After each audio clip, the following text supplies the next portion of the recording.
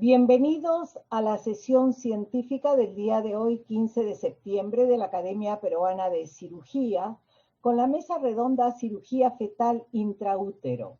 Bienvenidos a los señores presidentes de las Sociedades de Cirujanos Generales del Perú, doctor Juliano Bordaluque, de la Sociedad Peruana de Neurocirugía, doctor Walter Durán Castro, de la Sociedad Peruana de Cirugía Pediátrica, doctor Héctor Mondragón Arrascue. Buenas noches a los señores miembros del Consejo Directivo, a los señores expresidentes, a los señores académicos honorarios, académicos eméritos, académicos de número, académicos asociados. Para las palabras de bienvenida, dejo con ustedes a la señora presidente de la Academia Peruana de Cirugía, académica de número, doctora Azucena Dávila Málaga. Distinguidos académicos, tengan ustedes muy buenas noches. Continuando con las charlas programadas por el Comité Científico, hoy nos toca abordar un tema por demás interesante, novedoso, en relación a la cirugía intraútero. Damos, como decía la doctora Zarela, la más cordial bienvenida a nuestros participantes y en especial al académico de número, doctor Pedro Saona, así como sus acompañantes. Muchas gracias, señora Presidente. Y para iniciar esta mesa redonda, va a estar a cargo del moderador, el académico de número, doctor Pedro Saona Ugarte. Agradeceríamos que todos los micrófonos se mantengan apagados y todas las preguntas a través del chat. El doctor Pedro Saona Ugarte es médico cirujano por la Universidad Nacional Mayor de San Marcos, especialista en ginecología y obstetricia y doctor en medicina por la Universidad Peruana Cayetano Heredia, profesor principal del Departamento de Clínicas Quirúrgicas, área de obstetricia y ginecología de la Universidad Peruana Cayetano Heredia, académico de número de la Academia Peruana de Cirugía, Paz presidente de la Sociedad Peruana de Obstetricia y Ginecología, Paz presidente de la sección peruana del Colegio Americano de Obstetricia y Ginecología, maestro latinoamericano de la Obstetricia y Ginecología, otorgado por la Federación Latinoamericana de Sociedades de Obstetricia y Ginecología. Queda con ustedes entonces el doctor Pedro Saona Ugarte. Adelante, doctor Saona. Muchas gracias. Muy buenas noches.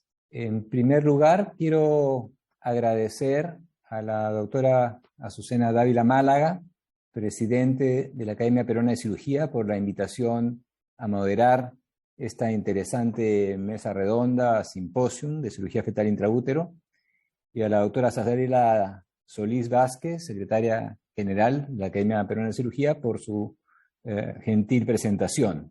La cirugía fetal intraútero es una subespecialidad que viene desarrollándose a pasos agigantados. Desde el año 1961, cuando William Lilly hizo la primera transfusión fetal en un feto isoinmunizado RH, colocando sangre en la cavidad peritoneal del feto.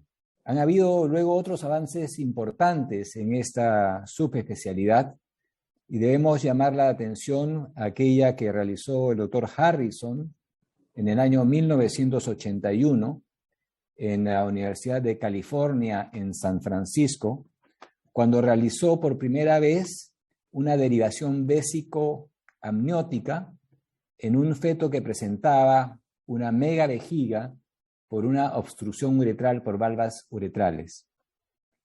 Esto lo hizo guiado a través de ultrasonido. Y a raíz de este evento, se le considera a él como el padre de la cirugía fetal. Los avances en los equipos de ultrasonido han permitido cada vez más hacer diagnósticos más precisos de eventos en el feto que, de no ser manejados en su preciso momento, van a determinar una muy mala evolución perinatal. Y es así que a través de estos avances en métodos tecnológicos, tanto de ultrasonido como equipos endoscópicos, ahora se permite tratar a estos fetos intraútero a través de diferentes vías, guiada por ultrasonido, guiada por fetoscopía o incluso una cirugía transuterina haciendo la extracción del feto y luego su reincorporación en el útero. Vamos a presentar esta noche a dos ponentes que están avanzando en nuestro medio con estas tecnologías de cirugía fetal intraútero.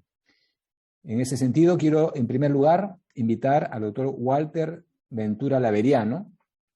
El doctor Walter Ventura es médico ginecólogo obstetra, especialista en medicina y cirugía fetal, past fellow del Hospital King's College de Londres y actualmente asistente del grupo CERAS de la Clínica Angloamericana y el Instituto Nacional Materno Perinatal. Exponente nacional e internacional de la medicina fetal y pionero de la cirugía fetal en el Perú. Es reconocido por la Sociedad Peruana de Obstetricia y Ginecología con diploma al mérito por el aporte científico al desarrollo de la ginecobstetricia y también reconocido por el Colegio Médico con medalla de honor al mérito. Es investigador reconocido por la CONCITEC en la categoría Carlos Monge Medrano, nivel 2, y autor de más de una veintena de publicaciones en revistas internacionales, y es revisor académico de algunas revistas importantes, entre ellas el Obstetrics and Gynecology del Colegio Americano de Obstetricia y Ginecología. El doctor Ventura va a presentarnos el tema cirugía intraútero de espina bífida abierta, experiencia en el Instituto Nacional Materno Perinatal. Doctor Ventura, tiene usted el micro. Muchas gracias. Buenas noches con todos. Agradezco la invitación. Es un placer para mí estar con todos ustedes. Agradecer a los directivos de la Academia Peruana de Cirugía por incluir este tema importante. Saludos a todos los amigos que se encuentran observándonos. Vamos a presentar un poco lo que es la experiencia de cirugía intraútero desde que iniciamos este viaje en el año 2017 hasta ahora, cómo nos fue. Vamos a empezar a hacer un overview rápido sobre lo que es cirugía intraútero y luego vamos a entrar al tema de lo que es espina bífida abierta. Muchos de ustedes pueden pensar que este es un tema nuevo, sin embargo este es un tema ya bastante trabajado en el Perú, es un tema que se ha estado desarrollando desde hace aproximadamente 7 años.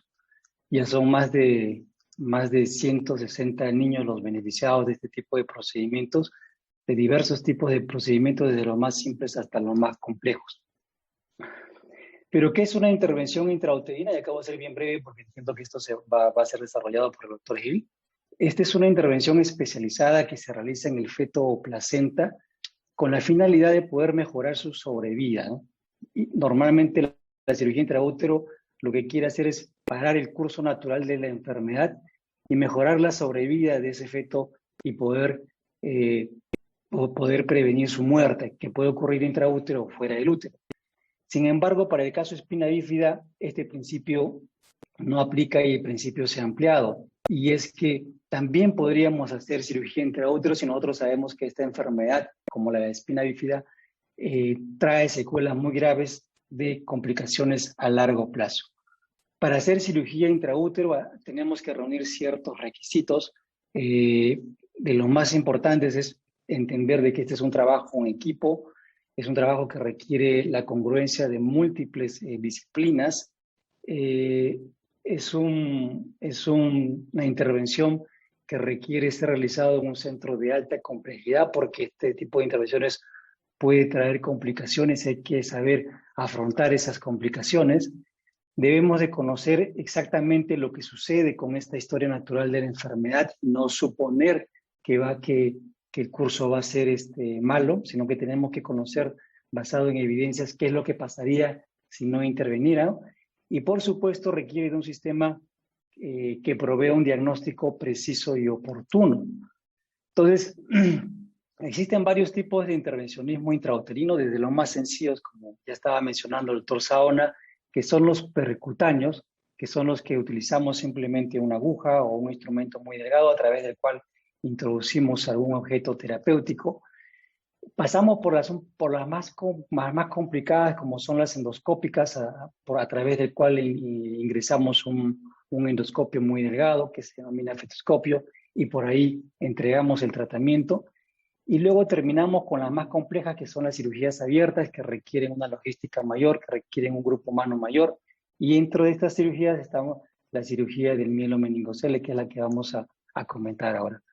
¿Cuándo empezó cirugía intraútero? Si bien empezó en el año 1961 con Willy, como también mencionaba el doctor Saona, debemos recordar que intentos de cirugía intrauterina abierta existieron desde el año 1964. Si nosotros retrocedemos a la década de los 50, en esa década había mucha mortalidad por isoinmunización. Las mamás se inmunizaban, tenían muchos hijos, y estos bebés se morían en el intraútero por anemia fetal, o salían moribundos cuando el pediatra nada podía hacer. Entonces el concepto de hacer cirugía intraútero en ese momento decía, bueno, si este bebé se está muriendo por una anemia fetal, ¿por qué no hacerle una transfusión intrauterina de la misma manera que lo hacemos si estuviera nacido? Entonces el concepto fue hacer una laparotomía, abrir el útero, esterilizar lo primero que aparezca del feto, ya sea de la pierna o ya sea del brazo, hacer un cateterismo venoso o arterial y por ahí pasar la sangre. Este concepto era un concepto muy cruento para su época, pero fue los pasos iniciales de que sí se podía hacer cirugía intrauterina abierta. Hablar de espina bífida nos puede tomar más tiempo, sin embargo vamos a ir de frente al tema. El diagnóstico intrauterino o diagnóstico prenatal es un tema ya superado en todos los países desarrollados y también en nuestro país. Tenemos la tecnología adecuada para hacer el diagnóstico de espina bífida abierta, y en estos momentos, al año 21, no debería haber una gestante que haya pasado por su ecografía del segundo trimestre y que no se le haya diagnosticado una espina bífida abierta. El problema viene porque, si bien estamos haciendo el diagnóstico, no sabemos cómo informar a la paciente. Y lo primero que informamos es lo que se nos viene a la cabeza o lo que la paciente lee en Internet. Y lo que la paciente lee en Internet o lo que los médicos informamos es que este paciente va a tener una discapacidad para caminar, va a tener problemas de incontinencia urinaria y rectal, pero nos olvidamos de informar lo más importante. Y lo más importante es que estos bebés desarrollan hidrocefalia. Y la hidrocefalia se desarrolla porque este defecto de mielomeningocele es un defecto permeable a través del cual fluye líquido cefalorraquídeo a la cavidad amniótica, de tal forma que va a hacer que disminuya la presión en la fosa posterior. Disminuyendo la presión en la fosa posterior, este cerebelo no va a encontrar espacio y va a caer, se va a prolapsar. Al prolapsarse va a obstruir el circuito normal del líquido cefalorraquídeo y estos ventrículos se van a empezar a agrandar y este bebé va a ser hidrocefalia. Esta hidrocefalia va a terminar en una macrocrania, de tal forma que cuando este bebé nazca va a nacer con 3 problemas. Problema de la espina bífida, al cual hay que operarlo, el problema del síndrome de Arnold-Chiari, que es el descenso del cerebelo, el cual le va a causar mucha mortalidad. Hay que decirlo, más o menos el 15% de estos niños con espina bífida no llegan a los 5 años porque hacen apnea y luego van a tener la consecuencia de la hidrocefalia y por esa hidrocefalia ellos van a tener que ser operados constantemente por recambios valvulares. Entonces eso genera mucha mortalidad. Y lo que tampoco decimos a la paciente es que después de haberle dado el diagnóstico, esta paciente va a tener un panorama bastante oscuro, porque estamos frente a un sistema de salud injusto que no está preparado para el nacimiento de estos bebés y menos para el manejo multidisciplinario postnatal. Cuando hacemos el diagnóstico de espina bífida abierta, esa paciente tiene que emprender un viaje injusto porque tienen que buscar un hospital en el cual existe el ginecólogo y existe el neurocirujano para que ese defecto sea cerrado en las primeras 24 horas de vida. Ahora échense ustedes a buscar qué hospitales cuentan con ginecólogo y neurocirujano disponible las 24 horas del día. ¿Cuál es el manejo de esta espina bífida? Si nosotros retrocedemos a la década de los 50, vamos a ver que estos casos no se operaban y por lo tanto había mucha mortalidad. Fíjense ustedes que la mortalidad podía llegar a solamente, la sobrevida podía llegar solamente hasta el 17%. Entonces, en la década de los 60 se empieza a introducir la cirugía postnatal de tal forma que el tratamiento estándar a partir de los 70 hasta ahora es el cierre posterior del nacimiento. Sin embargo, fíjense ustedes que han pasado 50 años y aún nosotros tenemos o somos testigos de bebés que nacen con espina bífida sin diagnóstico prenatal y que al nacer están esperando días a los neurocirujanos para que se les pueda cerrar el defecto.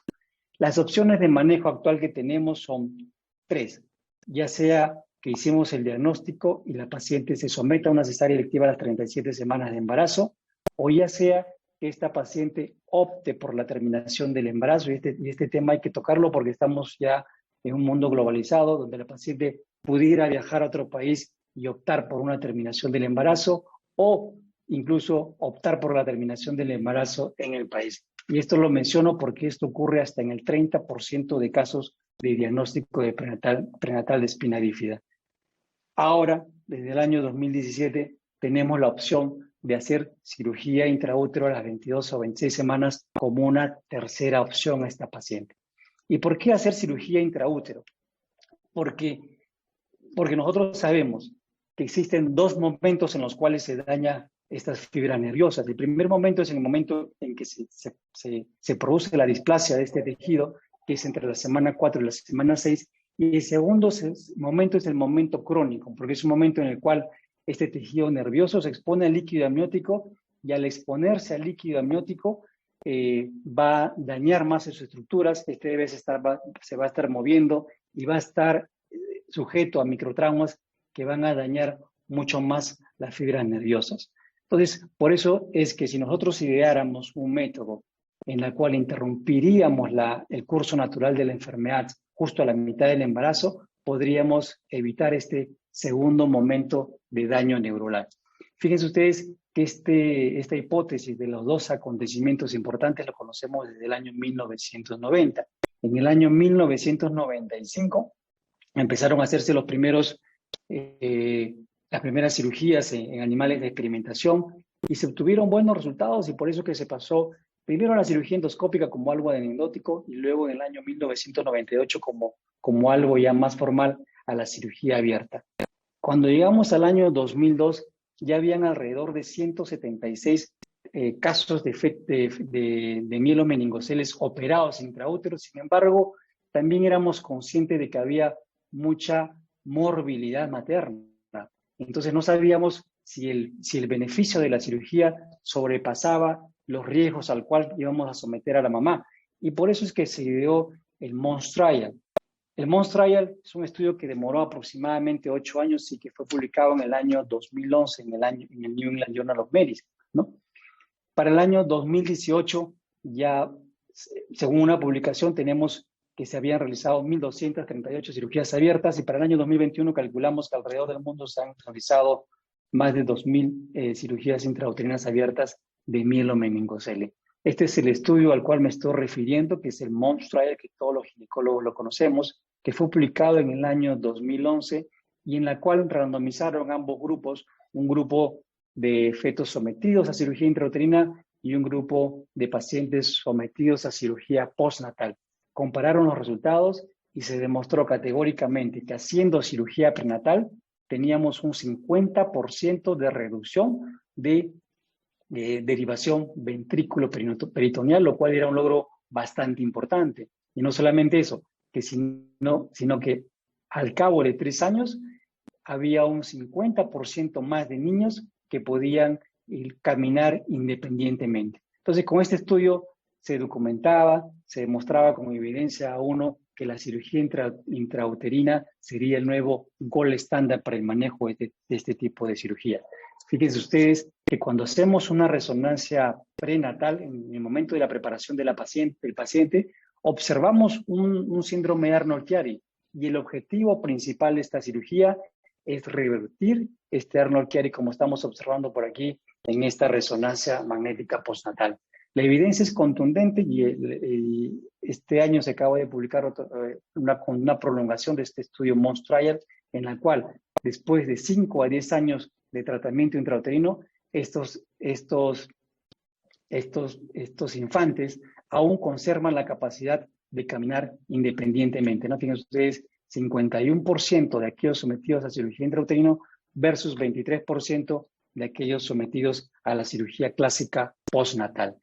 En julio de este año, en la revista Prenatal Diagnosis, nosotros publicamos nuestra experiencia junto con el grupo latinoamericano que tiene experiencia en cirugía intraútero de espina bífida abierta. Aquí mencionamos que juntamos 314 casos a la fecha, y fíjense ustedes la distribución de los casos de cirugía intraútero en Latinoamérica. Para ese momento nosotros teníamos 10 casos, para el día de hoy nosotros tenemos 15 casos de pacientes sometidos a cirugía intraútero, que sabemos que es poco, pero sabemos que también es mucho por el gran esfuerzo que se ha desplegado para poder realizar este tipo de intervención. En ese artículo nosotros mencionamos algunos de los aspectos históricos que es importante recalcar aquí, y tenemos que mencionar que en el año 2002, ¿no? Es un caso que fue publicado en la revista peruana de pediatría en el año 2004, pero se refiere a un caso del año 2002 que se hizo la primera cirugía intraútero de espina bífida abierta, ¿no? Sin embargo, esta cirugía fue realizada antes de que tengamos la evidencia contundente, fue realizada en un feto de 30 semanas, lo cual sabemos ahora que es una etapa muy tardía en la cual la cirugía no tendría ningún efecto. El recién nacido terminó en un parto muy inmaduro dentro de las 24 horas después de haberse realizado la cirugía intraútero, ¿no? Estas son las imágenes que la podemos encontrar en esta revista.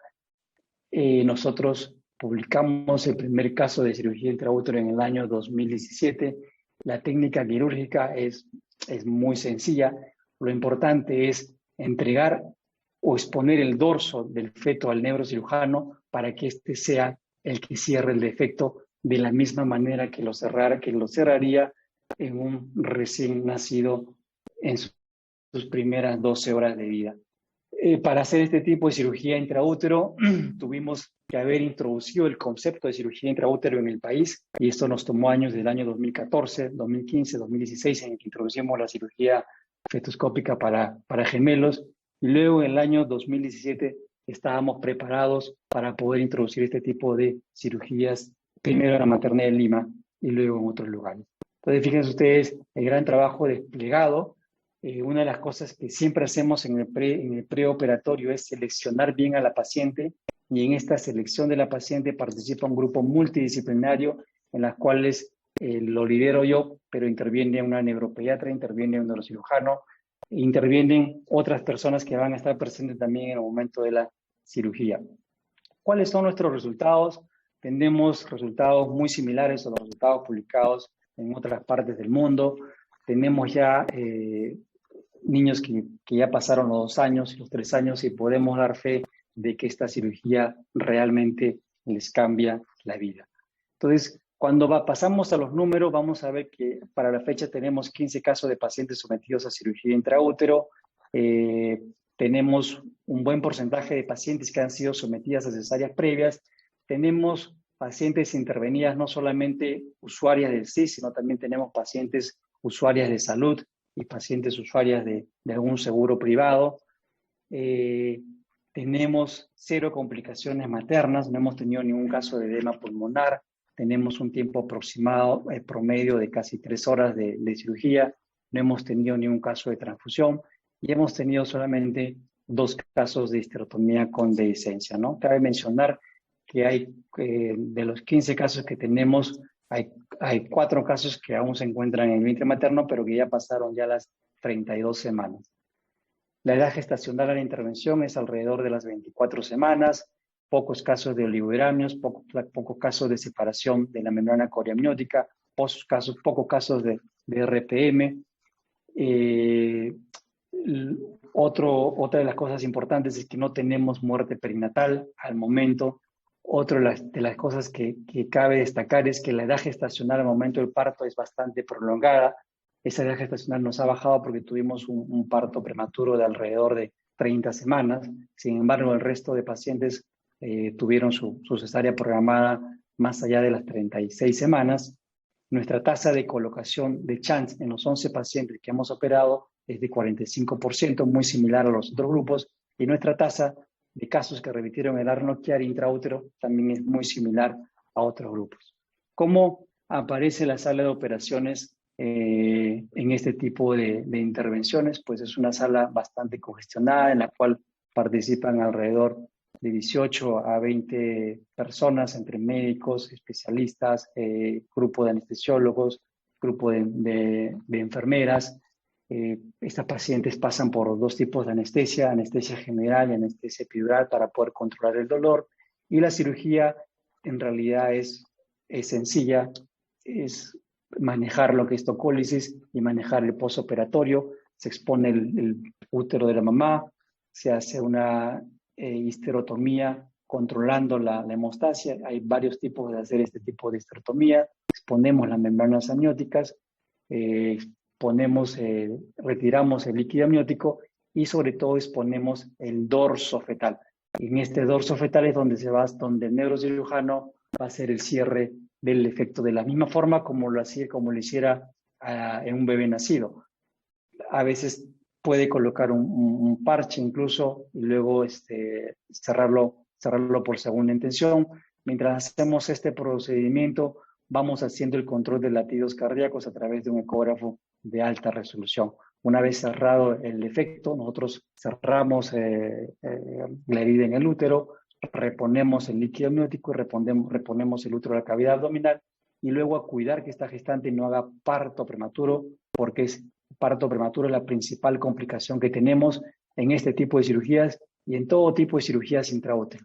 Como todo grupo humano hemos mejorado, hemos evolucionado en la técnica, hemos hecho algunas modificaciones en la técnica, cada vez nuestras técnicas son más pulcras, cada vez utilizamos incisiones mucho más pequeñas. Aquí estamos mostrando una incisión de aproximadamente 2 centímetros, tenemos incisiones menos sangrantes, hemos aprendido a controlar la hemostasia y en realidad nos hemos estado desenvolviendo bien.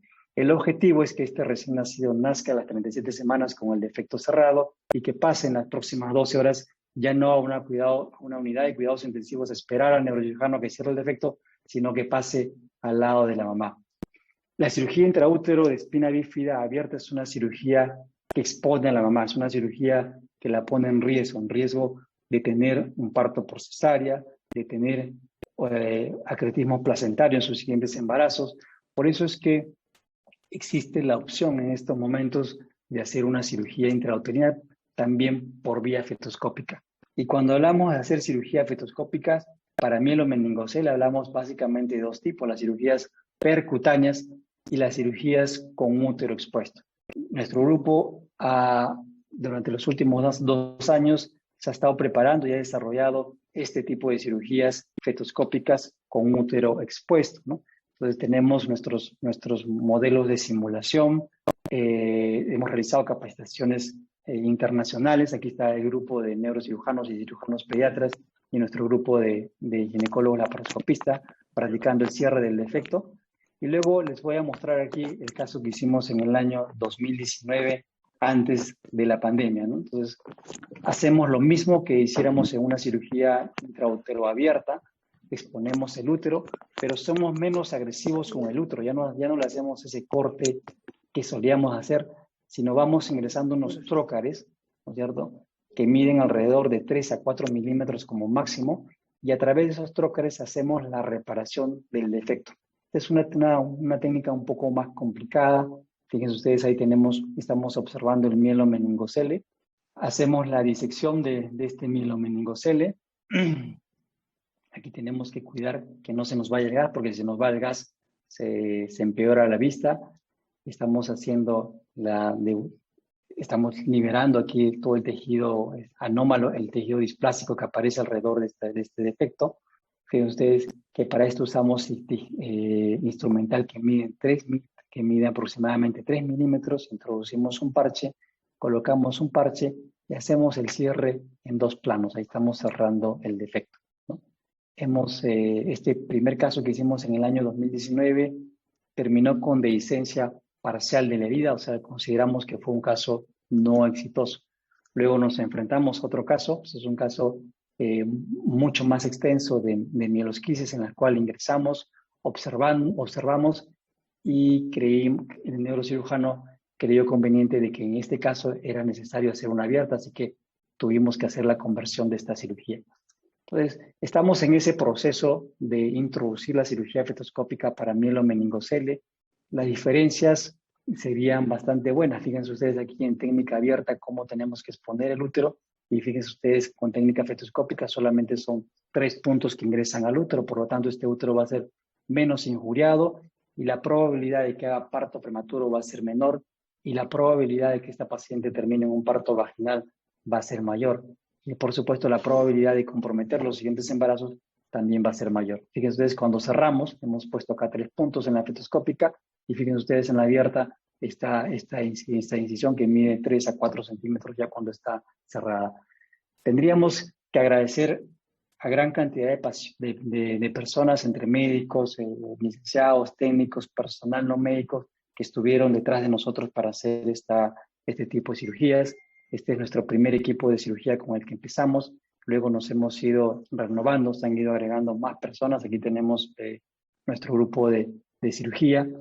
Y ya terminando, siempre nos preguntamos, después de haber recorrido este camino de introducir la cirugía intrauterina, ¿qué hemos ganado? ¿No? ¿Hasta dónde hemos avanzado?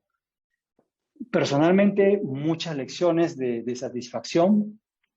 Y como grupo hemos aprendido a trabajar en equipo, ¿no? El concepto verdadero de trabajar en equipo. Hemos mejorado el diagnóstico prenatal porque gracias a la difusión que existe de este tipo de cirugías, los médicos están más a la búsqueda de este tipo de pacientes y nos están refiriendo más pacientes. Hemos motivado por esto a médicos jóvenes a iniciarse en medicina fetal. Hemos motivado no solamente a médicos jóvenes, sino también a múltiples especialidades a integrarse al trabajo, ¿cierto? Por ejemplo, ahora contamos con médicos de medicina de rehabilitación, aparte de neurocirugía, médicos de urología que se están integrando a nuestro trabajo. Creemos que hacer esta cirugía intraútero disminuye los costos en el manejo postnatal porque son pacientes que no van a requerir cirugía cerebral para derivación ventrículo-peritoneal y esperamos que el Estado reconozca la espina bífida como un problema de salud pública y que avancemos con respecto a ese problema que yo les colocaba al inicio de que como Estado no estamos preparados para brindar una atención multidisciplinaria. Entonces yo creo que con esto he terminado mi participación. Muchas gracias al doctor Saona por la presentación y a la Academia Peruana de Cirugía por la invitación. Gracias. Muchas gracias, doctor Ventura, por su muy interesante exposición de una técnica realmente increíble que, como usted dice, puede cambiar la vida de estos pequeños niños. Muchas gracias por su presentación y por su trabajo. Gracias. A continuación, quiero presentar al doctor Enrique Gil Guevara. El doctor Enrique Gil Guevara es médico, ginecólogo obstetra por la Universidad Nacional Mayor de San Marcos, especialista en medicina y cirugía fetal también en el King's College Hospital de Inglaterra. Tiene un diploma internacional en medicina fetal por la Fetal Medicine Foundation del Reino Unido. Es un Past Fellow en cirugía fetal del Hospital Children's de Cincinnati, en Estados Unidos. Responsable de la unidad de cirugía fetal en la Clínica Delgado A1 y director del Instituto Peruano de Medicina y Cirugía Fetal. Es también investigador reconocido por Concitec en la categoría María Rostorowski, nivel 3, y también revisor de revistas científicas nacionales e internacionales. El doctor Gil va a abordar el tema estado actual de la terapia y cirugía fetal en el Perú y en el mundo. Adelante, doctor Gil. Muchas gracias. Muchísimas gracias, doctor Saona, por la presentación. Antes que nada, quisiera agradecer a la Academia Peruana de Cirugía por la invitación y por la oportunidad que nos da tanto el doctor Ventura como a mi persona de hablar sobre esta nueva especialidad dentro de la ginecobstetricia y que resalta la importancia del ultrasonido y de considerar al feto como un paciente.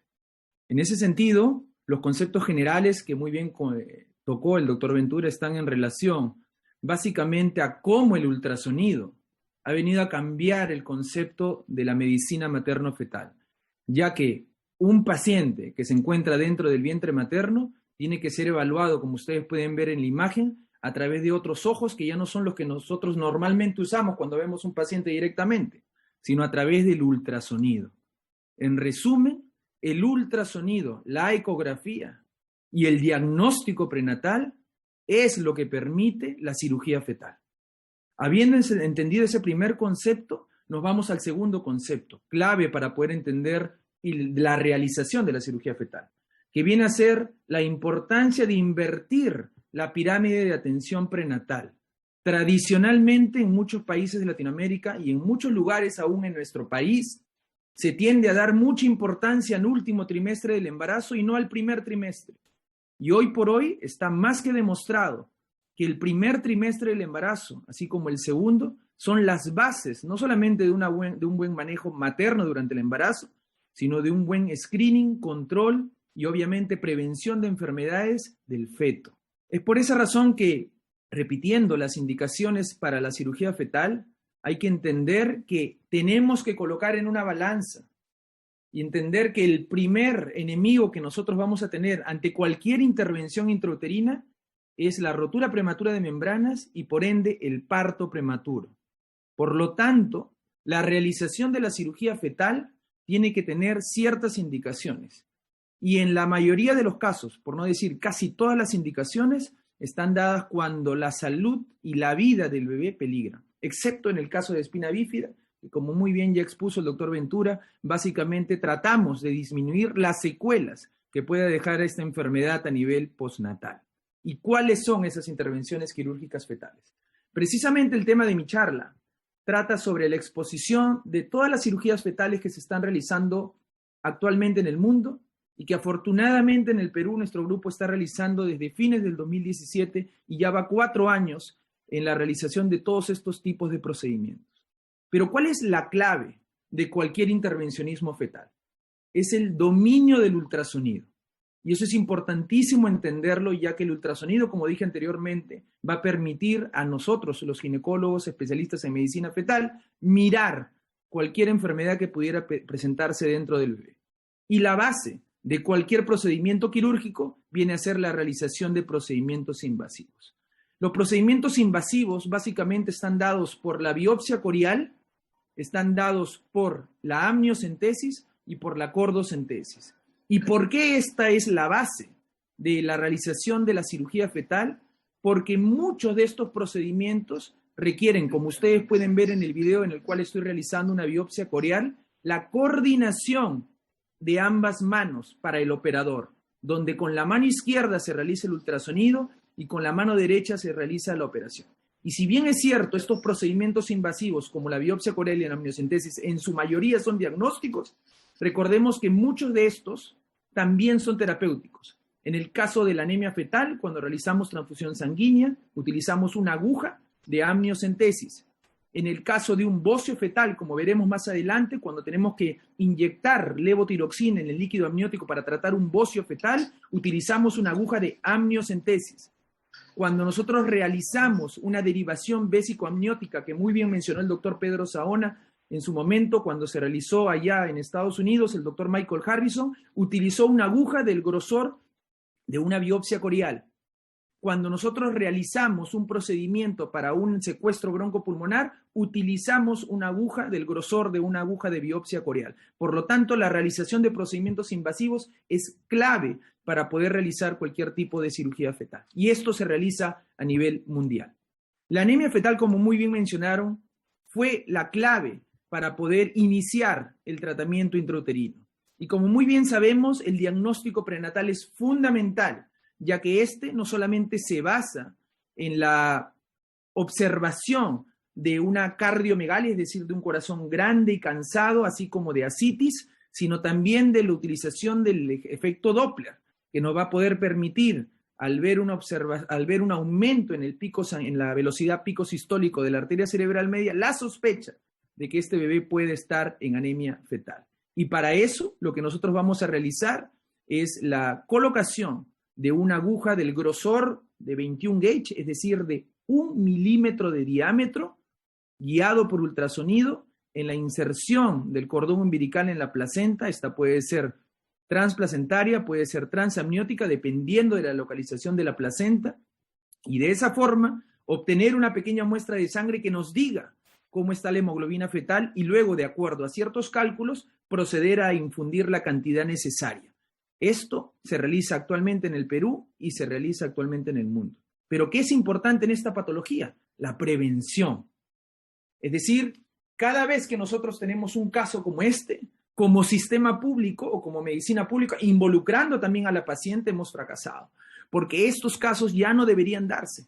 Ante una paciente que es RH negativa, deberíamos evitar la sensibilización de esta para que luego pudiera afectar, o para que, mejor dicho, no pueda luego afectar a sus siguientes embarazos. Finalmente, sabemos que para poder realizar esta inmunización tenemos que también valorar en la madre la presencia de anticuerpos RH, teniendo como punto de corte 1 en 128, y de acuerdo a esto, junto con la historia materna y el Doppler de la arteria cerebral media, decidir o no el manejo invasivo con cordocentesis, es decir, con la invasión a través de una aguja de 21 gauge o de 20 gauge en la inserción del cordón umbilical en la placenta. Y ustedes pueden ver cómo a lo largo de los años, desde los 70 hasta los 90, ha bajado considerablemente la tasa de muerte fetal debido a esta intervención. ¿Qué ocurre en gestaciones múltiples? En gestaciones múltiples es importantísimo, en primer lugar, determinar la corionicidad. La corionicidad. Y esto se puede hacer desde la ecografía de viabilidad, es decir, desde una ecografía desde antes de las 12 semanas, mediante la observación del número de sacos gestacionales. Si hay 2 sacos gestacionales, estamos frente a una gestación bicorial. Si estamos frente a un solo saco gestacional, estamos frente a una gestación monocorial. Y cuando ya estamos en la ecografía de las 12 semanas, mediante la visualización de la membrana intergemelar, si tiene forma de letra griega lambda, estamos frente a una gestación bicorial, y si tiene una forma de letra T, estamos frente a una gestación monocorial. Pero ¿por qué es importante determinar si la gestación es monocorial o dicorial? Porque, como ustedes pueden ver, son las gestaciones monocoriales las que tienen mayor cantidad de complicaciones. ¿Y esto por qué se da? Porque al decir que una gestación es monocorial, para poder entenderlo de forma sencilla, es como que los 2 bebés, los 2 gemelos, fueran siameses de placenta, es decir, comparten la misma circulación, y por ende, la muerte de uno de ellos puede ocasionar la muerte del otro en un 15 a 25% y dejar secuelas hasta en un 30%, secuelas neurológicas hasta en un 30%. Por lo tanto, la ecografía del primer trimestre es fundamental, no solamente para definir la corionicidad, sino también para poder determinar la discordancia que estos bebés puedan tener, no solamente en la translucencia nucal, sino también en la longitud corononalga.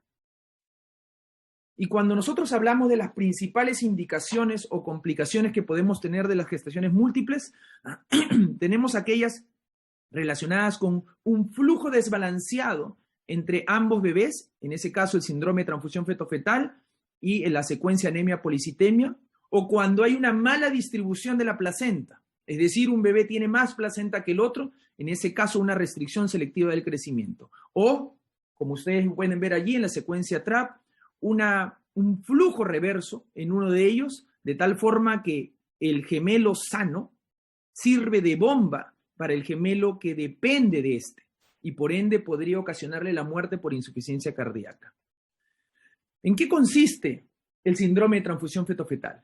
En el síndrome de transfusión fetofetal nosotros vamos a tener un desbalance de fluidos, como muy bien presenté, en cuanto a que un bebé se va a desangrar en el otro bebé a través de las anastomosis placentarias. Eso va a ocasionar, como ustedes pueden ver allí en el video, el donante, que uno de los gemelos tenga poco volumen, por lo tanto orine menos y por lo tanto tenga poco líquido amniótico y por ende tenga la membrana intergemelar envuelta alrededor de él. En el caso del receptor, al recibir toda esa sangre, entra en insuficiencia cardíaca, entra en sobrecarga, empieza a orinar más, ustedes lo pueden ver allí, se torna incluso más pletórico y ocasiona ese aumento de volumen clínicamente en la madre por una gran barriga, que como muy bien sabemos, toda gestante con un embarazo monocorial y una barriga tensa, aumentada de tamaño, que no corresponde para la edad gestacional, es un síndrome de transfusión fetofetal hasta demostrar lo contrario. En ese sentido, la definición operacional del síndrome de transfusión fetofetal no se basa en que si un bebé es más grande que el otro, sino en la discrepancia de líquidos que puede haber entre ambos bebés. uno en polidramios y el otro en anidramios. La técnica quirúrgica que nosotros utilizamos para corregir este problema es dividir la placenta, es decir, dicorionizar esa placenta de forma quirúrgica a través de una fibra láser. Y esto se hace mediante la identificación de las anastomosis placentarias, es decir, las uniones placentarias que se dan a nivel de la placenta entre los vasos provenientes de los cordones umbilicales de ambos gemelos. Para eso, como ustedes pueden ver allí en el video, es un video en el cual es una de las primeras cirugías en las cuales estaba siendo entrenado allí en Londres por el profesor Nicolaides, el padre de la medicina fetal, y donde nos explica que lo primero que hay que hacer es identificar una anastomosis. Una vez que uno identifica la primera anastomosis arteriovenosa, arterial más oscura, venosa más clara a nivel placentario, uno tiene que buscar la siguiente anastomosis. Y una vez que uno encuentra la siguiente anastomosis, procede a unirlas. Esa técnica es una técnica mixta en la cual se combina la selectividad de las anastomosis y la técnica Solomon, es decir, dividir a lo largo de todo el ecuador placentario. Y existe numerosa evidencia que nos dice que esta técnica láser, por sobre la amnioreducción que se realizaba tradicionalmente, tiene mejor supervivencia de ambos gemelos y mejor tasa de ausencia de complicaciones. Entonces ustedes pueden ver allí en el video cómo estamos ya identificando la segunda anastomosis, y ahora lo que tenemos que hacer es unir esas dos anastomosis para poder establecer nuestro ecuador placentario a través de la cirugía láser. Y eso es lo que estamos haciendo allí a través de este video. Una de las cosas que es importante resaltar, esa fue una cirugía que ustedes pudieron ver, realizamos en Londres. Esta es una de las cirugías que realizamos aquí en Clínica Delgado. Aplicamos exactamente el mismo concepto. Lo más importante es identificar las anastomosis, identificar la membrana intergemelar. Como ustedes pueden ver, durante la cirugía voy explicando cómo estas anastomosis se encuentran distribuidas a lo largo de la placenta y mapeo, previo a la cirugía, por dónde voy a ir. De esa forma, no hago una técnica Solomon clásica, sino que de forma selectiva trato de no dejar ninguna anastomosis permeable, porque de otra forma seguiría y persistiría este traspaso de sangre entre los gemelos. En la restricción selectiva del crecimiento, en el problema de la asimetría placentaria, vamos a tener que un bebé va a estar más grande que el otro bebé, es decir, uno va a tener más comida que el otro, y en ese caso, el procedimiento quirúrgico es el mismo, pero la consejería es distinta, porque si bien es cierto, en el síndrome de transfusión feto-fetal hacíamos este tipo de cirugía para poder salvar a ambos bebés, en este tipo de cirugía, la real razón por la cual vamos a realizarla es para proteger al gemelo sano de la muerte inminente del gemelo enfermo, de aquel que tiene menos porción placentaria. Y ustedes pueden ver cómo en aquellos casos donde solo había síndrome de transfusión feto-fetal, en un trabajo que publicamos en la Revista Internacional de Ginecobstetricia de la FIGO, la supervivencia de ambos gemelos era mucho mayor a cuando se encontraba el síndrome de transfusión feto-fetal sobreimpuesto a una restricción selectiva del crecimiento. Nuestros resultados perinatales, hasta ahora vamos 26 casos desde el año 2017 hasta el 2021, nos dicen que básicamente cuando tenemos una restricción selectiva del crecimiento comparado con un síndrome de transfusión feto-fetal sobreagregado, tenemos una supervivencia de ambos gemelos de hasta el 50%, con solamente la muerte de los dos gemelos en una cuarta parte de los casos. Y en el caso de los triplets, cuando hay embarazo de triples, podemos ver que siempre que haya la restricción selectiva del crecimiento, el pronóstico va a verse empeorado. Finalmente, en la secuencia TRAP, lo que nosotros vamos a tener, como les dije anteriormente, es un gemelo parásito. Ustedes pueden ver en este diagrama un gemelo en el cual no desarrolla la parte cefálica ni la parte torácica.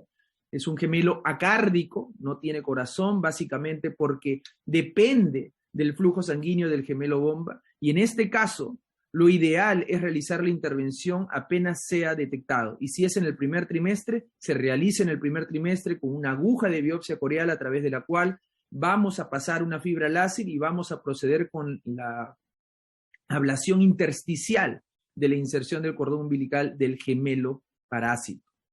En ese sentido, existen, como ustedes pueden ver, en cuanto al láser intrafetal, una supervivencia con un intervalo de confianza del 95% de hasta un 80% de los casos, pero también, si es que se detecta esta secuencia TRAP en el segundo trimestre o en el tercer trimestre y lo amerita, se puede hacer una coagulación bipolar del cordón umbilical del gemelo parásito.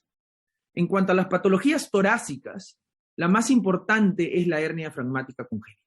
La hernia fragmática congénita ha venido evolucionando desde el año 1990, en que se realizaba de forma abierta, hasta el año 2000, en que se colocaba también de forma abierta, en una cirugía abierta, un clip metálico en la tráquea del bebé. Y actualmente, en este año, acaban de ser publicados los resultados del Total Trial, un ensayo en el cual le da la evidencia científica a la realización de un procedimiento que explicaré más adelante. La hernia fragmática, como sabemos, es un defecto a través del cual el contenido intestinal asciende al contenido torácico y no permite el desarrollo de los pulmones. Es decir, ocasiona la muerte del bebé por hipoplasia pulmonar. El bebé nace y no puede ser operado del problema diafragmático porque no tiene los pulmones desarrollados y obviamente esto condiciona la muerte del bebé. Para su estadificación, nosotros medimos el pulmón contralateral y establecemos la severidad de la hipoplasia, si hay una hipoplasia pulmonar severa, moderada o leve. Y esto se hace a través de un ratio que, de acuerdo a los estándares europeos, se nos dice que cuando este ratio es severo, es decir, cuando la hipoplasia pulmonar es severa, este ratio se encuentra por debajo del 25%, que es una relación entre el tamaño del pulmón contralateral con la cabeza. Y se ve que cuando se tiene este ratio menor al 25%, la supervivencia es de aproximadamente el 20 al 30%. Pero eso es en Europa. Nosotros aquí en Latinoamérica publicamos un estudio en el Prenatal Diagnosis con otros países, México, Argentina, Colombia, Ecuador, en el cual vimos que la supervivencia no es del 20%, sino es del apenas 3.4%. Por lo tanto, se hace importantísimo la concientización de este tipo de cirugías para la disminución de la mortalidad en hernia fragmática. ¿En qué consiste este procedimiento? El procedimiento consiste en poder ingresar dentro del feto, a la tráquea del feto, como ustedes pueden ver, y colocar un pequeño baloncito que obstruya la salida de las secreciones pulmonares. Es decir, este balón se coloca en la tráquea del bebé. Y lo que vamos a lograr es que estos pulmones empiecen a crecer por un efecto mecánico y de esa forma logren crecer por unas aproximadamente 6 semanas. Alrededor de las 34 semanas tenemos que sacar ese balón porque obviamente al bebé al nacer, si sigue con ese balón en la tráquea, muere asfixiado. Y para esto lo que nosotros hacemos es ingresar por fetoscopía previa anestesia fetal utilizando una aguja de amniocentesis, es decir, una aguja de 21 gauge. Y vamos luego a ingresar a través de una cánula de 10 French, es decir, de unos 3,5 milímetros, y vamos a ingresar a la boca del bebé, vamos a ingresar guiándonos por el rafe medio, llegar hasta la úvula del bebé, como ustedes pueden ver allí en el video. Una vez habiendo llegado a la úvula, tenemos que identificar el cartílago epiglotis. Una vez que identificamos este cartílago, lo que hacemos es pasar ligeramente por detrás del cartílago e ingresar a través de las cuerdas vocales, del espacio de la glotis. Tiene que ser preciso el ingreso, porque de otra forma terminamos en el esófago. Entonces ahí estamos ingresando a través de las cuerdas vocales y de esa forma vamos a llegar a la tráquea para luego proceder a colocar este pequeño balón que se realiza, como les dije anteriormente, alrededor de las 28 semanas, en los casos en los cuales tengamos una hernia diafragmática con hipoplasia pulmonar severa. Y una vez llegado a la carina, como ustedes pueden ver allí también en el video, donde se aprecia la bifurcación de ambos bronquios, se procede a colocar este pequeño balón, se procede a inflar y procedemos a retirarnos habiéndolo dejado en su sitio. Para nosotros presentar uno de los casos, tenía un ratio de 16%, severo. Fue evaluada también por resonancia magnética nuclear que confirmaba el ratio en un 17%, todo esto en la Clínica Delgado, alrededor de las 27 semanas, 5 días, y se procedió a realizar esta cirugía. Actualmente solamente hay 25 centros en el mundo que cuenten con 5 o más realizaciones de este procedimiento. Uno de ellos lo tenemos en Lima, en la Clínica Delgado, y la colocación del balón intratraqueal, como les dije, se dio alrededor de las 28 semanas. Voy a tratar de acelerar aquí el video. Este es otro caso que realizamos y ustedes pueden ver allí cómo también llegamos a la carina, vemos rápidamente no solamente la bifurcación de ambos bronquios, sino que uno de los bronquios incluso ya se está bifurcando de forma prematura, y luego colocamos el balón, como les dije, de forma inmediata alrededor de la tráquea. Luego hacemos el control postoperatorio, verificamos por ecografía que el balón se encuentre dentro de la tráquea y vemos cómo ese 17% subió a un 29%, es decir, hubo una buena reversión de la hipoplasia pulmonar, y luego procedemos al retiro del balón intratraqueal. Para el retiro, en la mayoría de los casos, también se realiza por fetoscopía.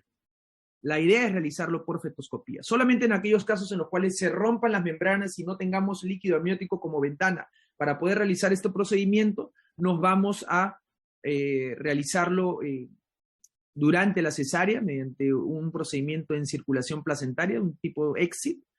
Y en este caso lo que ustedes pueden ver es cómo volvemos a ingresar, volvemos a llegar a la tráquea del bebé, y en este caso cuando ya estamos en la tráquea del bebé vamos a poder ver el balón. Ustedes miren cómo está allí colocado, y una vez que lo vemos allí procedemos mediante una aguja especial que atraviesa el fetoscopio a desinflarlo. Y luego, después de haberlo desinflado, mediante un grasper especial, vamos a poder retirarlo. Ustedes pueden ver allí cómo estamos desinflándolo. Y luego, posteriormente, mediante este pequeño grasper fetoscópico, procedemos a retirarlo. Ustedes pueden ver aquí a la derecha cómo está saliendo en uno de los procedimientos. Y es importantísimo retirarlo, porque es la única prueba que tenemos de que, como ustedes también pueden ver acá, de que el balón ya no se encuentra dentro de la tráquea del bebé. Entonces, hicimos luego la cesárea programada a las 36 semanas, la bebé pesó 2.300 gramos, tuvo una APGAR 7.9, a los 2 días se realizó el flap muscular por cirugía pediátrica y a la alta médica se realizó exactamente al mes de vida. Es un manejo que involucra no solamente a la parte ginecobstétrica, sino también a cirugía pediátrica, anestesiología, neonatología, en realidad una serie de especialidades para poder llevar a cabo estos procedimientos. En el caso del secuestro broncopulmonar, lo importante es entender el concepto, y el concepto ustedes lo pueden ver aquí en la izquierda, que básicamente se trata de una tumoración pulmonar aberrante que tiene un vaso nutricio procedente de la arteria aorta. Estas son imágenes que obtuvimos a través del ecógrafo, y aquí ustedes pueden ver a la derecha cómo realizamos el procedimiento. Nosotros ingresamos previa anestesia fetal que se coloca guiada por ecografía, como les dije anteriormente.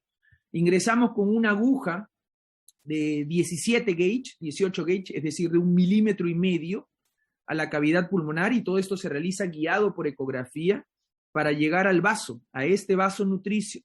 Y luego, a través de esa aguja, vamos a realizar la inserción de esta fibra láser que nos va a poder permitir, mediante una ablación de 10 segundos, ustedes pueden ver allí cómo se está realizando la ablación láser, poder eliminar dicho flujo. Y después de 2 intentos, de 10 segundos aproximadamente, este vaso desaparece, colapsa totalmente, como ustedes pueden ver allí en la imagen. Hacemos la revisión y solo logramos ver la circulación pulmonar, nada más. Lo demás ya no se aprecia. Eso es en cuanto a los secuestros broncopulmonares. En el caso del hidrotórax bilateral, básicamente este se da por una patología linfática, una obstrucción del conducto torácico que nace en la cisterna de Pequet, en el abdomen del bebé, y que produce este hidrotórax bilateral. Podemos realizar 2 tipos de intervenciones. Una es la toracocentesis fetal, es decir, solamente extraer líquido, como ustedes pueden ver allí, o la otra es la realización o la colocación de una derivación tóracoamniótica, a través de la cual nosotros, como ustedes pueden ver, estas son las imágenes previas, prequirúrgicas, donde se ve el derrame pleural bilateral, y estas son las imágenes postquirúrgicas, donde tras la colocación del shunt tóracoamniótico se puede ver que ya no queda ningún rastro de líquido en el bebé. Y esto es importante porque el hidrotórax bilateral ocasiona insuficiencia cardíaca al comprimir los vasos que retornan al corazón y por ende luego la muerte del bebé. Y finalmente en caos, que es la obstrucción de la vía aérea superior, como una atresia laringia, como ustedes pueden ver allí, nosotros publicamos en la revista quirúrgica, en el Journal de Cirugía Pediátrica, un caso en el cual se logró, así como realizamos el tipo de cirugía para la hernia diafragmática, ingresar a la tráquea del bebé y tratar de identificar la parte laringia, la membrana laringia, y a través de una fibra láser proceder a quemarla. Y eso, como les vuelvo a repetir, lo hemos realizado. En defectos del tubo neural, ya lo tocó el doctor Ventura, es básicamente un defecto embriológico por carencia de ácido fólico, es una enfermedad que debería ser prevenida, más que tratada, debería ser prevenida. Y solo cuando el Estado, como muy bien dijo también mi colega, logre entender la gravedad de esta enfermedad, daremos mucho más importancia a la prevención. Y en ese sentido, ustedes van a poder ver cómo tenemos la técnica abierta. Esta es la primera cirugía en el sector privado que realizamos en el 2018 en la Clínica Angloamericana, y pueden ver lo que se había mencionado, la pérdida del líquido cefalorraquídeo a través del mielo meningocele. Esta pérdida de líquido cefalorraquídeo es la que ocasiona este síndrome de Arnold-Chiari, el colapso de la fosa posterior y la hidrocefalia consecuente.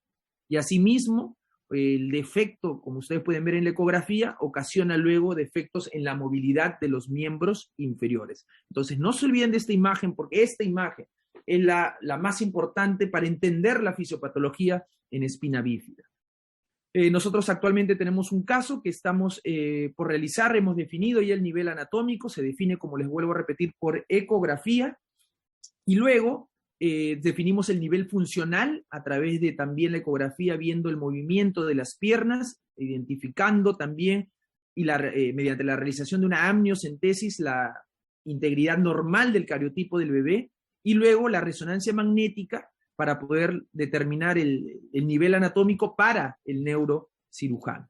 Finalmente, y entrando a las últimas patologías, tenemos la patología urológica, como muy bien también mencionó el doctor Saona, la megavejiga. Es una patología muy mortal, muy letal, que ocasiona básicamente la muerte del bebé por la ausencia de líquido amniótico debido a que está obstruida la vejiga a través de valvas uretrales posteriores en su mayoría, y que ocasionan la muerte del bebé por hipoplasia pulmonar. En ese sentido, lo que nosotros tenemos que hacer es tratar de derivar esa orina contenida en la vejiga hacia el espacio amniótico. Y para eso, lo que nosotros vamos a realizar y evitar esta cadena de complicaciones es colocar un pequeño dispositivo que es el shunt vésico-amniótico dentro de la vejiga del bebé. Ustedes pueden ver aquí a la izquierda cómo se está...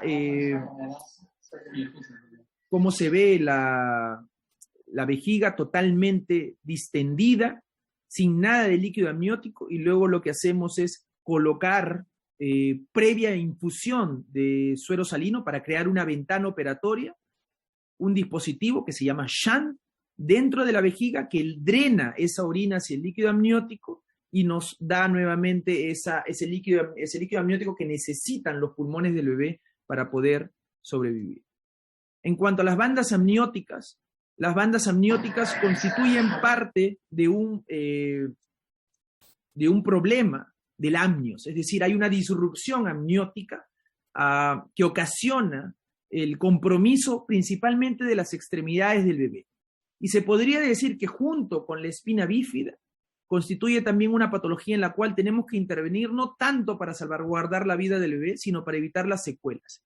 Y las secuelas principales, como ustedes pueden ver en este caso, se encuentran la mutilación de las extremidades, ya sean de las manos o de los pies. En este caso estamos realizando una cirugía por bandas amnióticas donde la banda se encontraba comprimiendo el tobillo. Y en este caso lo que realizamos fue a través de un pequeño grasper fetoscópico jalar esa banda para poder liberar la compresión. Esto obviamente se sospecha ecográficamente y luego se controla también ecográficamente viendo la disminución de la inflamación de dicho miembro afectado.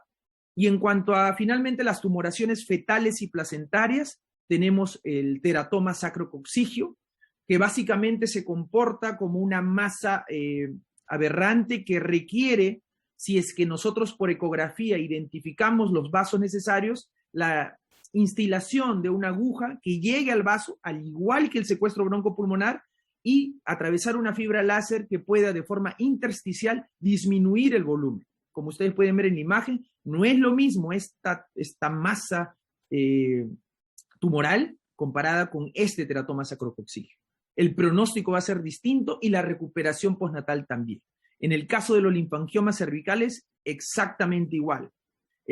La idea es tratar de disminuir el volumen de la masa y de esa forma, una vez que el bebé vaya a nacer, que se programe la cesárea, poder intervenir de tal forma que se mantenga y se conserve la vía aérea, esto mediante una cirugía EXIT. Y finalmente el bocio fetal. El bocio fetal es una patología que también condiciona la supervivencia del bebé. Sabemos que el hipotiroidismo congénito se da en uno de 1.400 nacimientos vivos y el bocio fetal en uno en 50.000. Y el tratamiento radica en, habiendo determinado que la madre no tiene enfermedad autoinmune, amniocentesis, con una aguja de amniocentesis, instilar levotiroxina intramniótica en una dosis específica coordinada junto con el endocrinólogo, a través del cual nosotros vamos a poder luego ver, porque el bebé traga ese líquido amniótico, la disminución de esta masa tumoral determinada por ecografía. Y en el caso de la placenta, la otra tumoración, que al igual que el teratoma sacrococcigio, es potencialmente letal porque producen un fenómeno que se llama stealing vascular, roban volumen al bebé y podrían ocasionarle la muerte por insuficiencia cardíaca, es el coriangioma. Y el coriangioma funciona exactamente de la misma forma. Es decir, tenemos que ingresar una aguja a través de la cual vamos a pasar la fibra láser, al igual como vieron en el secuestro broncopulmonar, y a través de la cual nosotros vamos a proceder a la ablación intersticial de los vasos que logremos identificar. Finalmente, la terapia con células madre es una intervención que todavía no realizamos en el Perú, se realiza actualmente en el mundo. De hecho, se está corriendo el trial para poder justificar su uso. Básicamente nosotros publicamos este paper sobre medicina regenerativa prenatal cuando estábamos allá en Cincinnati. Mi tutor fue el doctor Aymen Shaban, cirujano pediatra, con el cual trabajamos este tipo de medicina regenerativa en roedores. Presentamos este trabajo representando la Clínica Delgado en el 2018, logramos obtener el premio al Young Investigator y actualmente el trial que se está llevando, el estudio que se está llevando en Los Ángeles a través de la cirujana pediatra, la doctora Tippi Mackenzie, básicamente se trata en poder tratar la alfa-talasemia de forma prenatal. Y no solamente eso, existen también estudios en animales, donde a través de las células madre se está tratando de prevenir el daño que se pueda dar con espina bífida. Y considero yo, va a ser el futuro que tiene la terapia fetal. La cirugía fetal abierta en algún momento va a pasar y va a quedar solamente la cirugía mínimamente invasiva. Pero el futuro que nosotros tenemos a 10, 20 años es a través de las células madre inyectadas, obviamente, a nivel prenatal por los médicos ginecólogos especializados en medicina fetal. Como conclusiones puedo decir que el principal enemigo que nosotros tenemos es el parto pretérmino. Y por esa razón, la edad gestacional de las distintas intervenciones varía. En el caso de las transfusiones intrauterinas, 38 semanas porque utilizamos una aguja de 1 milímetro de diámetro. Pero en el caso de otras patologías como el síndrome de transfusión fetofetal, la espina bífida abierta, no llegamos siquiera a las 34 semanas. Y lo mismo ocurre con los shunts vésico-amnióticos o con la oclusión traqueal fetoscópica en hernia diafragmática. Por ende, el parto pretérmino siempre va a ser el principal enemigo que nosotros vamos a tener al momento de realizar la cirugía fetal. Muchísimas gracias. Muchas gracias, doctor Gil, por su interesante disertación que nos ha hecho ver toda la gama de condiciones que en la actualidad pueden ser tributarias de este tipo de tratamientos que indudablemente van a mejorar la calidad de vida e incluso la vida de estos pequeños fetos y niños por nacer. A continuación tenemos algún tiempo para preguntas del auditorio y quisiera comenzar preguntando al doctor Ventura, dada la severidad de las secuelas de la espina bífida, ¿qué estrategias sugeriría al Ministerio de Salud para mejorar o disminuir las consecuencias de esta enfermedad, tanto en su prevención como en su diagnóstico temprano y manejo? Desde el año 2004 existe en el país la política de fortificación de las harinas con ácido fólico.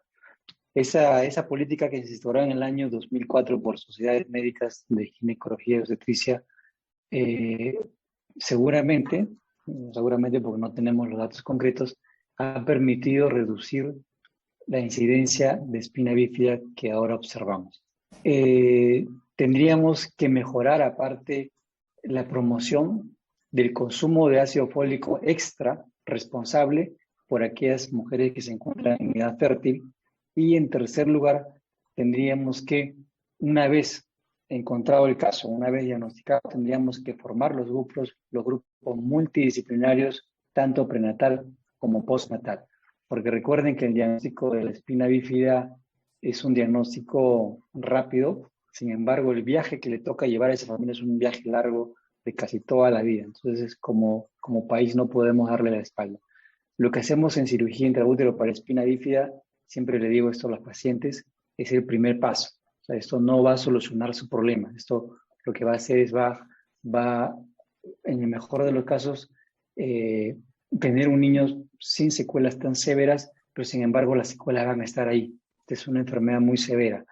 Aquellas familias que se embarcan en esta cirugía intraútero tienen que entender que es el primer paso de toda una vida. Luego sigue una serie de pasos a cargo de otros médicos especialistas. Interesante. Entonces, en realidad, la medida preventiva sería la fortificación con ácido fólico y eventualmente la suplementación a las gestantes con ácido fólico.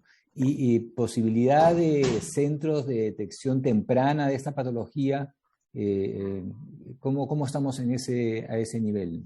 La detección es sencilla en realidad, ¿no? Todo aquel que hace ultrasonido sabe medir un diámetro biparietal y sabe evaluar una fosa posterior. Ahí está la clave para hacer el diagnóstico. Entonces, lo único que falta es el acceso de muchos pacientes a esto, el sistematizar de una forma ordenada, bajo un régimen público, que todas las pacientes tengan acceso temprano y que tengan que ser evaluadas por algún médico que haya hecho algún curso de capacitación en ecografía obstétrica. El resto es sencillo, no hay mucha ciencia en la detección de espina bífida abierta. Por supuesto que ahora somos capaces, con el desarrollo de la tecnología, de poder hacer diagnósticos más tempranos que antes de las 20 semanas, pero sin embargo, nuestra primera meta como Estado debe ser que el paciente que llega a las 20 semanas y pasa a su segunda ecografía morfológica, no debe de pasarse ese diagnóstico de espina bífida. Muchas gracias, doctor Ventura. Doctor Gil, hay una pregunta de la doctora Azucena Dávila que menciona lo siguiente. ¿Qué sucede si la madre tiene enfermedad autoinmune en relación al bocio fetal? Es una muy buena pregunta. Yo no me pude expandir en aras del tiempo. Pero nuevamente, aquí, en ese caso, es importantísimo la realización de procedimientos invasivos. ¿Por qué? Cuando la madre tiene enfermedad autoinmune, llámese Graves-Basedow, llámese Hashimoto y todo eso, tenemos que necesariamente obtener sangre del bebé. Necesariamente. Porque en esos casos se obtiene la sangre del bebé y con la sangre del bebé se analizan las hormonas tiroideas y los anticuerpos antiperoxidasa. Entonces, la única forma de obtener la sangre del bebé es ingresando con una aguja de 1 milímetro al cordón umbilical para poder, es decir, realizar una cordocentesis para poder analizarlo. Entonces, teniendo esos resultados, junto con el endocrinólogo, porque ya obviamente nosotros como medicina fetal, nosotros le damos la sangre para que ella pueda analizar, habiendo ella también analizado los resultados de la madre, se decide si ese bocio fetal es por un cuadro de hipotiroidismo o hipertiroidismo, dependiendo de cómo se encuentran los anticuerpos anti-TSI, anti-TPO y todo eso. En otras palabras, la medicina fetal, viendo al feto como paciente, crea un sinnúmero de oportunidades para realmente, no solamente limitarnos a la parte quirúrgica, sino entender la terapia, la medicina. El todo, totalmente de acuerdo. Muchas gracias. No veo más preguntas en el chat. Y realmente no me queda más que felicitar y agradecer realmente al doctor Ventura y al doctor Gil por los avances que están haciendo en lo que es tratar a un nuevo paciente. Tratar al feto como paciente. Vamos a ver. Doctora Jacqueline Alvarado. Vamos a ver. Así. Menciona la doctora el secuestro pulmonar que lo manejaron con fetal requirió cirugía posterior. Es una muy buena pregunta. En este año hemos tenido 2 casos de secuestro broncopulmonar, lo cual es raro porque no es una patología que sea muy frecuente. Una de Arequipa y la otra que dio a luz en el hospital de Villa El Salvador. Ambas pacientes fueron diagnosticadas alrededor de las 24, fueron referidas tanto de Arequipa como del hospital de Villa El Salvador. Realizamos la cirugía fetal en Auna, en Clínica Delgado, y no requirieron cirugía fetal posterior. Ya nacieron los dos bebés, como les dije, uno en Arequipa y la otra en el hospital de Villa El Salvador. Y lo que es importante resaltar acá es que, si bien es cierto, podemos esperar que el sistema público obviamente mejore y todo eso, también nosotros, por nuestra parte, especialmente desde el sector privado, podemos ayudar a que eso cambie. Una de las cosas que nosotros tenemos ya como, fuera de la Clínica Delgado, sino como director del Instituto de Medicina Fetal, es ayudar a una de estas personas, por ejemplo, en general, a todas las personas que no tienen los recursos necesarios, y muchas de estas veces, a través de una fundación que nosotros tenemos, cubrimos los gastos de esta paciente en la Clínica Delgado, es decir, cobramos 0 honorarios y todo para que la paciente pueda tratarse, porque es una cirugía relativamente sencilla para aquel que logra dominar el ultrasonido. Como repito, la dificultad técnica es básicamente el guiarse por ultrasonido para llegar al vaso y no pasarse, porque obviamente si uno coloca la aguja demasiado cercana a la aorta, obviamente ocasiona la muerte del bebé. Esa es la dificultad principal que tenemos. Y lo otro que menciona la doctora Alvarado es que en algunos casos sí se ha visto que después de realizada la cirugía por ablación intersticial del vaso nutricio, a los 2 días vuelve a reaparecer el vaso. Es por esa razón que uno de los tips es, una vez habiendo realizada la primera ablación y uno piensa que ya no hay recanalización del vaso, quedarse allí todavía unos 30 segundos más y, de ser necesario, dar 10 segundos adicionales más para poder asegurarse de que ese vaso haya colapsado totalmente. Pero como vuelvo a repetir, la importancia es, especialmente para todos aquellos que estamos en el sector privado, no abandonar a estas pacientes que a veces no tienen los recursos necesarios, sino también contribuir especialmente para poder ayudar a estos bebés que obviamente son pacientes que no tienen voz. Y es muy importante a veces que nosotros seamos la voz de ellos. Muchas gracias, doctor Gil. Y tomando un poco esto llamada de doctor Gil, doctor Ventura, usted que trabaja en el Instituto Nacional Materno Perinatal, ¿hay alguna red a nivel de los hospitales públicos que puedan canalizar estos pacientes hacia su instituto? Sí, claro. Tenemos el Sistema Nacional de Referencia del SIS, que es un sistema nacional de referencia con todos los problemas que conocemos. A través del instituto se trata de facilitar el camino, pero sin embargo siempre le digo a los médicos que paciente diagnosticada, ¿no?, utilicen el WhatsApp, ¿no? Se comunican con el jefe de servicio o conmigo y la paciente es admitida en las próximas 24 horas. De esa forma hemos logrado mejorar incluso nuestras tasas de éxito, porque a veces nos dicen, llaman, Walter, tenemos un caso de síndrome de transfusión fetal, la paciente llega a emergencia y de emergencia sube a sala de operaciones y se opera en ese momento. Hemos tenido casos de pacientes que han venido de provincia en ambulancia, llegaron a emergencia, subieron a sala de operaciones, y sala de operaciones hicieron su su recuperatorio de 2 horas, bajaron a emergencias, subieron a su ambulancia y regresaron a provincia a seguir su postoperatorio en provincia, porque muchos de estos procedimientos son cirugías mínimamente invasivas. Entonces, la cirugía intrauterina es una realidad en el país. Depende de todos nosotros cómo es que podemos derivar a las pacientes. Hay otra pregunta, si tenemos tiempo. Dice, en los casos de la valva de uretra posterior, ¿se puede usar la vía transuretral? No, la evidencia en cuanto al manejo de la megavejiga y que ya está aceptada de forma mundial es básicamente a través de 2 procedimientos. Uno es a través de la derivación vésico-amniótica, que es lo que expuse, y lo otro es a través de la cistoscopía fetal. No pude explayarme mucho en aras del tiempo, pero básicamente cada una tiene sus ventajas. La ventaja fundamental de la cistoscopía fetal, es decir, del ingreso de un pequeño fetoscopio dentro de la vejiga dilatada del bebé, es que nos permite hacer el diagnóstico. Y en la mayoría de los casos, cuando obviamente se trata de un feto masculino, que son la indicación, es el requisito para poder ingresar, se puede detectar mediante la cistoscopía la presencia de estas valvas uretrales posteriores. Pero esto es en el 70-80% de los casos, o sea, no necesariamente. Algunas veces cuando se identifica trece uretral, uno tiene que convertir en ese momento y ya no puede hacer la ablación láser mediante esta cistoscopía de las valvas y tiene que realizar una derivación vésico-amniótica. Ya se ha visto, y en el último paper que ha sido publicado en el Fetal Diagnosis and Therapy, que la supervivencia a largo plazo no tiene una diferencia marcada entre ambos.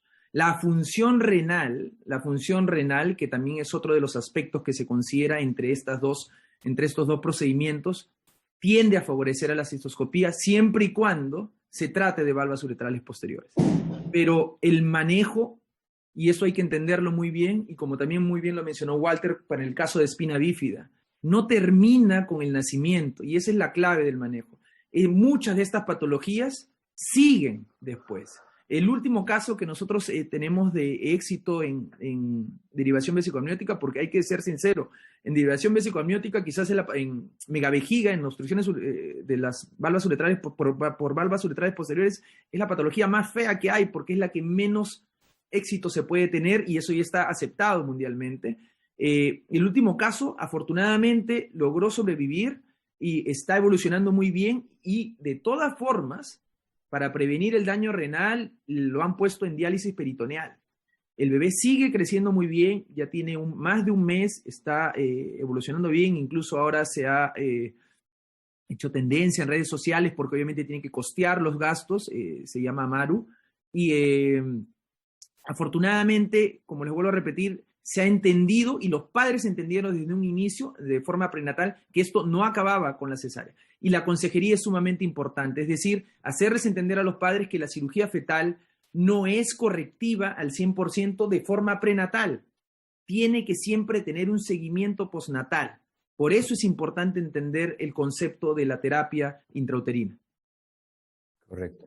Entonces, como vemos, es pues una subespecialidad que en realidad es muy compleja y que compromete a muchas otras especialidades, tanto para hacer el diagnóstico, el manejo y el seguimiento posterior. Yo creo que con esto podemos, si no hay otra pregunta, hay muchas felicitaciones de muchos de los asistentes, tanto para el doctor Ventura como para el doctor Gil, por sus excelentes presentaciones. Y quiero entonces dar la palabra a la secretaria general, Sarela Solís, y para que continúe con la sesión. Muchas gracias por el honor que me han conferido en llevar a cabo esta mesa redonda, al doctor Miguel Gutiérrez por tener la idea de hacer esta sesión e invitarme para moderarla. Muchas gracias. Muchísimas gracias, doctor Pedro Saona Ugarte, por haber moderado esta magnífica mesa redonda. Voy a dejar a la presidente de la Academia Peruana de Cirugía, doctora Azucena Dávila Málaga, para las despedidas correspondientes. Señores académicos, señores asistentes a esta mesa redonda, nuevamente muy, muy sorprendida, pero gratamente sorprendida por el trabajo que hace el sistema,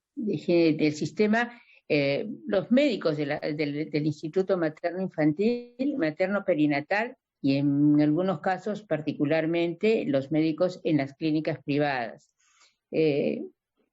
Doctor Saona, doctor Ventura, doctor Gil, agradecerles infinitamente esta presentación sobre cirugía fetal, estos avances para dar la bienvenida a los bebés que están gestando y que las madres gestan y que hace 20 años atrás no se les podía dar. Yo alguna vez vi una cirugía fetal hecha en el Hospital Almenara por uno de los neurocirujanos.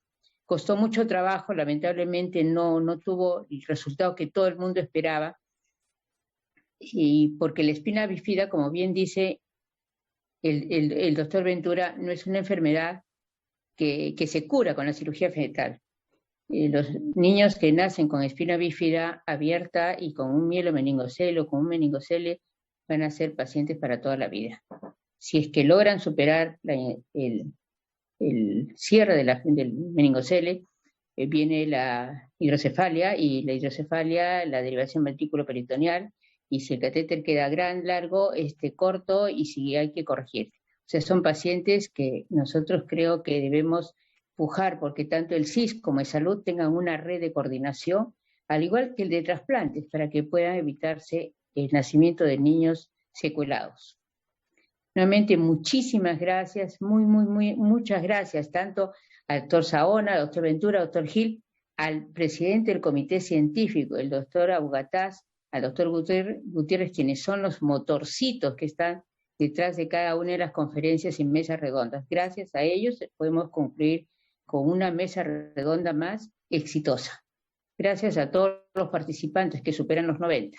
Muchas gracias.